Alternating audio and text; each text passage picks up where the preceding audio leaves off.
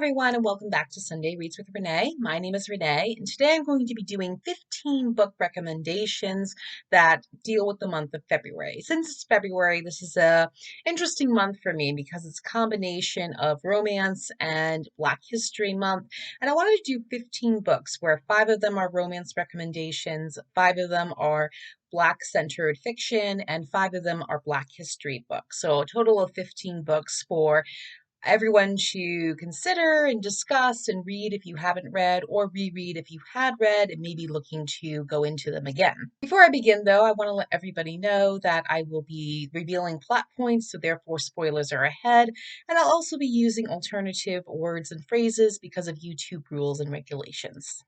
The first one I'll start off with is the 5 romance book recommendations. The first one is 7 Days in June by Tia Williams. It was published in 2021 and is all about second chance romance and love.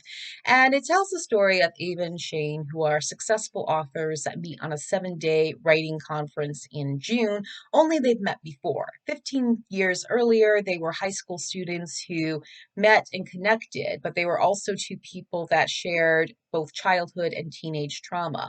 They end up spending 7 days in June just connecting in an abandoned property with self-destructive behavior, only for it to completely fall apart on day 7. As such, they never saw each other again until 15 years later, and in those in-between years, Ava has become a successful author with a daughter, and Shane is struggling to write again while after recovering from his addiction, and he's now sober, but he's struggling with that as part of his process. 7 Days in June is that it really does show a lot about 2 people who are still grappling with their past and present traumas, but they're also 2 people that still have that connection and still feel that spark in them. So they have this second chance, but is it going to go anywhere because so much has changed between them and everything is anyone's guess. And what I love about 7 Days in June is because it really does have this well-written romance with a lot of steam to it, but it's also about relationships, growth, overcoming your traumas and trying to find your path. It's not necessarily about 2 people who find that with each other, but they also find it separately as well, and again with each other too. And it's just a very nice romance, and I highly recommend it. I also did a book review on this novel, and you can find that in the description box if you want a more fuller scope of it. The next one is The Rosie Project, published in 2013 and written by Graham St. John. I hope I pronounced that correctly, but it's very much an opposites attract romance story. It's all about a man named Don Tillman, who's a genetics professor that approaches everyday life, including his social one, with scientific logic. And when he's looking to find someone that he can settle down with, he establishes and creates the Wife Project, where he creates this scientific survey to find the ideal mate for himself. And he struggles to really find that ideal match because it's such a scientific survey, not one based in real life. Then he meets a woman named Rosie, a bartender who couldn't be more wrong for him. She's fun, carefree, and a little messy, whereas he's a little bit more neat and put together. Yet they find themselves connecting as Rosie, who's a bartender studying a doctorate in psychology, is trying to find who her biological father is because she's always wondered who that could be due to what happened in the event of her conception many years ago. So it starts off on this journey of 2 people who couldn't be more different from each other, but couldn't be more perfect as well because they really challenge each other's habits and lives. It's very much a romantic comedy that remains in my top 30 books of all time because I like this book. I really enjoy the romance, the bits of drama and misunderstandings. And I like the characters because they really bounce off each other well, and it makes you want to root for them, but hope that they get there. But who knows if they will. So it's all kind of this back and forth motion. But I really, really like this book and highly recommend it if you haven't read it. 2 sequels also follow this book, but none can ever really compare to the charm of the first one. Nonetheless, I do recommend you read it, and I can't wait for the movie to finally come because it's been in 10 years of production snafus, so I'm hoping it will come soon just so I can see this book and these characters brought to life. The next one is Red, White, and Royal Blue by Casey McQuiston. And this is a great one about enemies to lovers who have this connection, but they face a lot of societal oppression along with class differences and family issues. Alex is the son of the first female president who's up for re-election in America when he attends the wedding of a member of the British royal family. He meets Prince Henry, a member of the British royal family, and they instantly don't like each other. They have a huge fight that leads to a wedding cake getting destroyed, and they end up causing a media crisis as a result. In order to squash the media crisis, they decide to make up and end up starting a friendship. They really connect, get to know each other, and then romance unexpectedly blooms, where Prince Henry comes out as gay and Alex comes out as bisexual. And they two both have a great relationship. They really like each other, they feel this can go somewhere. But due to societal oppression and their family issues, they really can't find a way to make it work. Whereas Alex gets support from his mother, Prince Henry has a lot more problems due to being a member of the British royal family. So it's anyone's guess what happens to these two. Will they fight against the odds in order to be together? Will the fears hold them back? And it's just a really great romance novel that has a lot more LGBT plus identity to it. And that's what I think I like about this. But it's more than that. It's also about two people connecting and forming a connection as a result of their shared experiences, how they make each other better, but also like how they get to know each other. I mean, Kristen really does make sure that these characters get to know each other and connect at first as friends, and then evolving into more of a romance. And I really just like this one. I think it's a great book with a lot of steamy scenes, of course, and I think it's something that a lot of people can enjoy and relate to, and I just really like it. So I recommend it for your romance needs if you haven't read it yet or are up for a reread. The next one is The Marriage Game. Published in 2020 and written by Sarah Desai, The Marriage Game is an opposites attract story of two people forced to share an office space. Layla Patel and Sam Mehta are very different people. Layla is a laid off recruitment consultant who opens an office to start her own business just above her family's restaurant, whereas Sam is CEO of his corporate downsizing company looking for a quiet environment. And so he rents out the same office space above this restaurant that feels like home to him. As such, chaos ensues when Layla and Sam's personalities clash and they have different ideas and opinions about things, but it only makes things more complicated with the chaos of her family, who are very well meaning, but also the string of blind dates that her father sets her up on in hopes that she'll find the right person to settle down with. But in the midst of these clashes, the two end up actually forming a connection and really start to have these sparks fly and romance blossom. But how they get together is anyone's guess or not, depending on what you do when you read this book. But I do recommend it. It's a great enemies to lovers story with opposites attract. It has delicious food. It has a little bit of chaos and growth to it. And it also has a lot of interesting characters. It's more pleasure reading than anything else, but I do recommend it because it's something that you can get through if you're just looking for pleasure reads and want to enjoy a little bit of romance and charm, as well as some comedy and family type togetherness and such. And I just really like it. And I hope you will read The Marriage Game because I thought it was a great book. The fifth romance novel is Funny Story, and this was written by Emily Henry and published in 2024. If you've seen my reaction to People We Meet on Vacation by Emily Henry, I'll leave a link in the description because I'm reading it for winter 2026. You'll find that the storylines are quite similar and that it's more of a pleasure reading than anything else, which is a wonderful thing because I think sometimes we need just to read for pleasure rather than thought provoking moments, even though those can be good as well. Funny Story, though, is more about two people who find themselves connecting after their exes dump them and start dating each other. Daphne has been dumped by a man named Peter, whom she was planning to marry, and just shortly before the wedding, he decides to leave her to pursue a relationship with his longtime friend Petra. And as such, Daphne moves in temporarily with a man named Miles, who is the former boyfriend of Petra. So complicated there already. And these two are connecting a little bit and a friendship blossoms, but Daphne makes plans to leave Michigan and head back to her former residence when she unexpectedly RSVPs to her ex Peter's wedding, who because he's now marrying Petra. So you can already see it's complicated there. And because Daphne has decided to go to this wedding, she ends up asking Miles to be her date, and they can pretend to be dating each other in an effort to kind of egg their exes on, make them a little bit jealous and such. And they end up starting to do that and just go up with this host completely, only to find themselves really connecting and falling for each other. But whether they make it or not is anyone's guess. And I really liked Funny Story. I thought it was charming, funny, romantic. It has the old school trope of two people who are pretending to be together in order to make their exes jealous. And I really, really liked it and thought it was good. I think it's a nice pleasure read. It fits well within Emily Henry's library. So I do recommend this one if you haven't gotten a chance to read it yet. Or if you have, you can always reread it as well and it can spark your interest. Maybe you'll change your mind about it. Maybe it'll keep the same because that's why I like to reread books. But I do recommend Funny Story because I think Emily Henry is a great writer of romantic fiction. And while she does do some thought provoking moments in her books, I really like the fact that she does it more for pleasure reading, and I think we need more of it. So I do recommend Funny Story.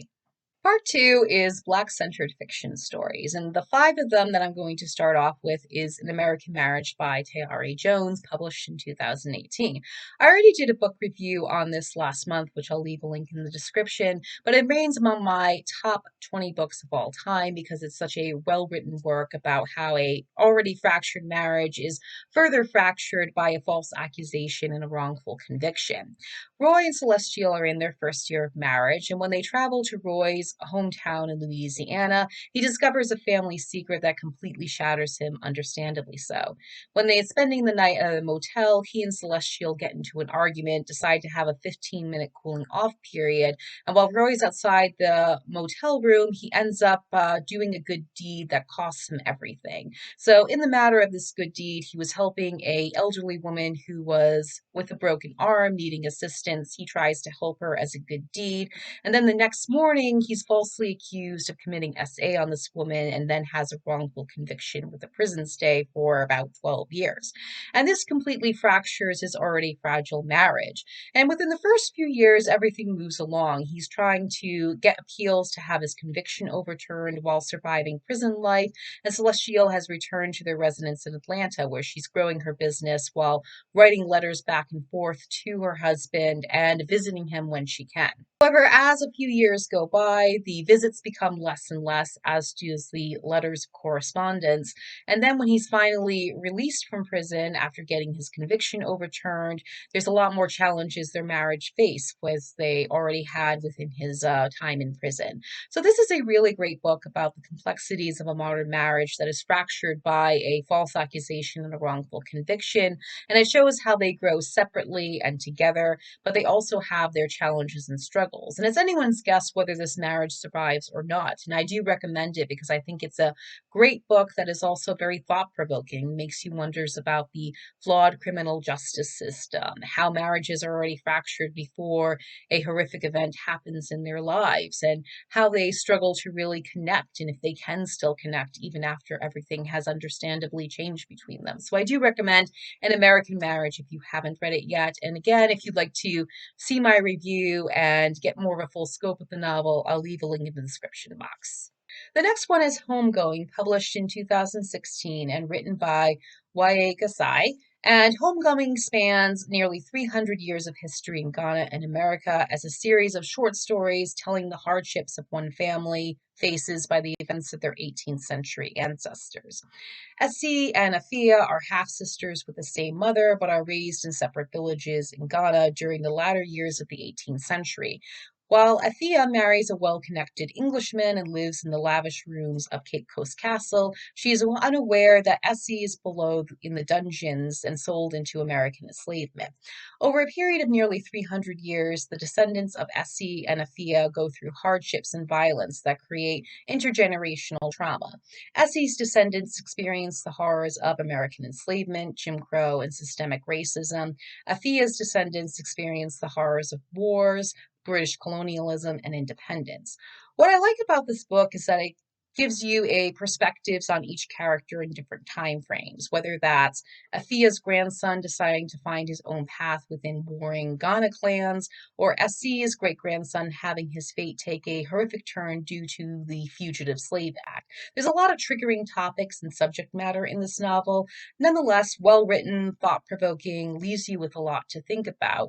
And what's great about this one is that the author herself was born in Ghana but came over to America where she was raised. So some of it I get the feeling was a little bit more autobiographical. Bear in mind, I haven't read any of her interviews on this, but I do like this work because I think it's just really great. It's very engrossing. Again, a lot of triggering topics, but I do recommend reading it to gain perspective on America's history and Ghana's history and how the effects of the involvement in enslavement really do affect intergenerational trauma. Beloved is the next one, and this was published in 1987 and written by Toni Morrison. It takes place in post-Civil War Ohio, where a formerly enslaved woman named Seeth lives with her daughter. Only the site of their home is haunted by a spirit of what Seeth believes is her deceased eldest daughter.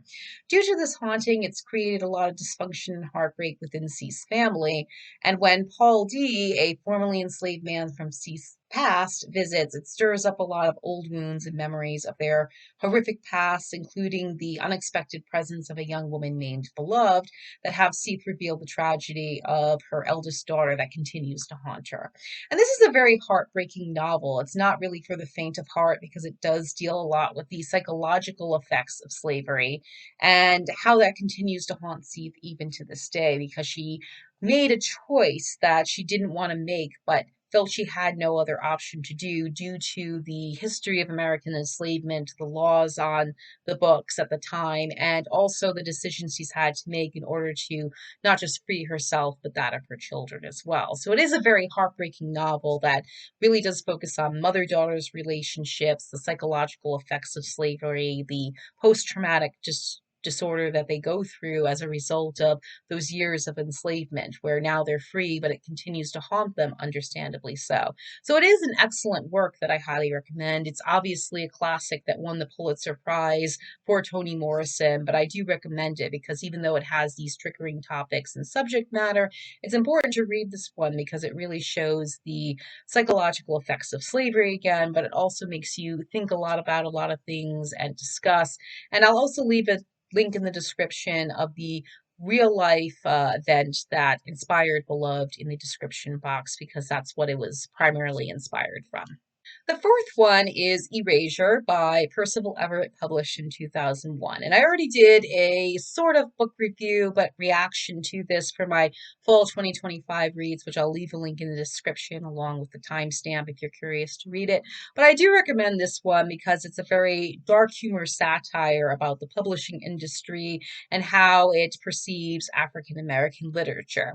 So it starts off with a man named Theolonius Ellison, who is a well-respected college professor, and he's also an accomplished writer. His works are critically acclaimed, even though they don't have the sales.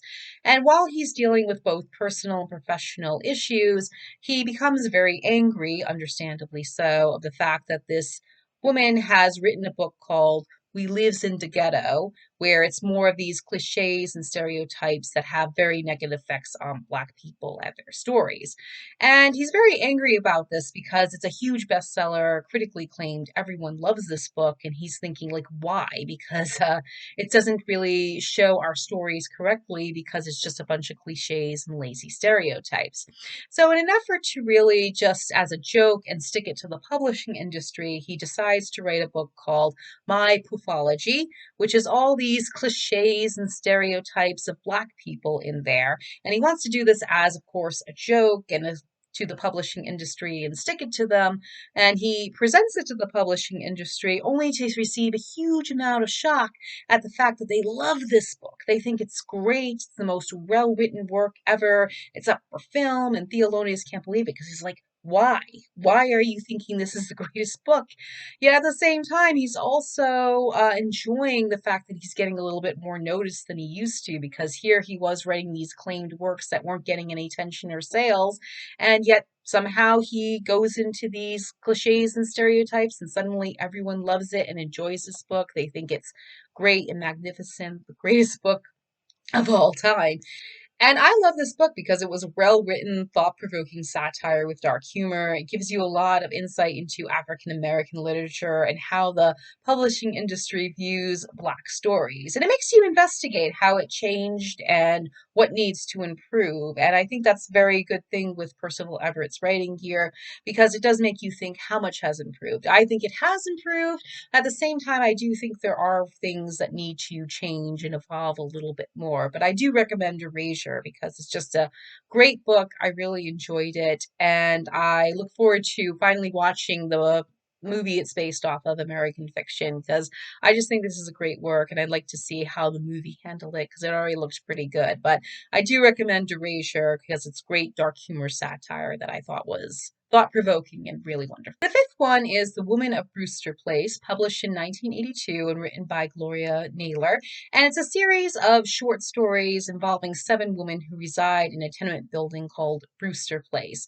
And this is a very nice work. It's all these different short stories that tell of the different stories of these women face, such as challenges, issues with family and relationships, racism, oppression, and heartbreak. And there's a lot to unpack in this novella as it tells the stories of these different women connected by where they reside.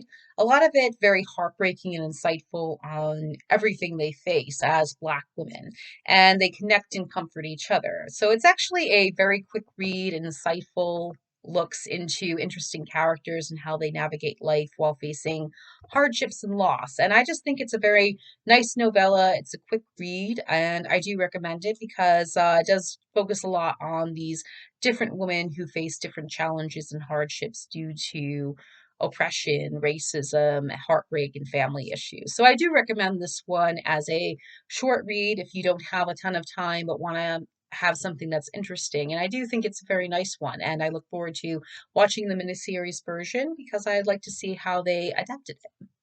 And now I'll go into 5 Black history books that I recommend. I won't be reading the full titles just because it's going to make the video a lot longer than I want it to.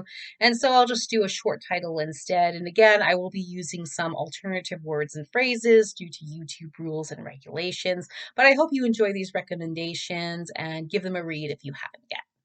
The first one is African Founders, published in 2022 and written by David Hackett Fisher. And this book is a monumental, well researched look at how African enslaved people truly shaped American ideals. It's a very thick book that took me about 6 days to read. And I loved it because it's a great writing and research. It's also structured well in discussing how enslaved people affected and interacted various American regions such as the Carolinas and the Hudson Valley, and among them being Angolian entrepreneurs in the Hudson Valley with Dutch capitalists, the Guinea achievers with Quakers in Delaware to create reform, and West African boatmen on the maritime frontiers. So it's actually a very well-researched book. It has a lot of information, a wealth of it, which is why it took about 6 days for me to finish. And it has a large amount of variety on how Africans help to really embed themselves in the contributions of different areas in America, bringing with large numbers of skills that included linguistics and new farming techniques. So it's a really great book. I think it's wonderfully researched. It has a lot of interesting information that I didn't really expect, and I'm really glad I read it because it just has that huge wealth. I could go into longer explanations, but we'd be here for a while. But I do recommend this one because it's a great monumental work, and it really does have everything you need in here to really understand just that history of how African enslaved people really did affect parts of America in a way that contributes to a lot of the contributions that they have here. So I just recommend it, and I hope you will enjoy it if you haven't read it. A S Word in the Moonlight, published in 2021 and written by Ben Montgomery. The book focuses on how 2 men joined forces at the turn of the 20th century to get justice in a Jim Crow South. Based on a true story, George Dinning was a freed slave wrongfully accused of theft and attacked by a white mob with weapons. In self-defense, George fired back with his own weapon, eliminating the son of a wealthy Kentucky family. As such, a trial occurs, resulting in George's wrongful conviction. At the same time, the book's main focus is how Bennett Young, a Confederate war hero turned lawyer who represents George pro bono, to sue for damages of the wrongful conviction. So there's a lot lot to really unpack in this one that I really enjoyed because I thought it was very insightful and well researched, that tells the story of these two men and how their work on this trial really did help to create a landmark in the turn of the 20th century.